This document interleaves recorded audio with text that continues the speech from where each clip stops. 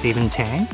I am a senior installation technician with Savaria. I came to Victoria about 6 years ago. With Savaria, it's been just about 3 years. However, I was with a different company doing accessibility and some ceiling tracks. When I started, we primarily worked with the Handicare product, and over time the Savaria product was introduced. It's been a pleasure to work with. There are lots of new innovations that I think the facilities do really appreciate. So going all over the island, I've had the opportunity to meet a lot of the people that work in these facilities. People here on the island are very easy to work with. They're very accommodating, and the relationships I've developed with them, they've been great. The Gorge Healthcare Facility, it used to be a hospital. Now it's become a full long-term care facility. The original lifts we had in there have been taken down. However, we are slowly reintegrating the new systems back in, including our new Savaria lifts. They've been very well received by the nurses. They enjoy being able to take the residents straight from their bed to the bathrooms. A lot of these rooms are larger than your standard healthcare facility. They have 4 beds each, and being able to pick up any 4 of the patients to the bathroom has been very easy for them using these new systems. It's very fulfilling knowing that the system will be in use for probably the next 10-15 years, hopefully without problems.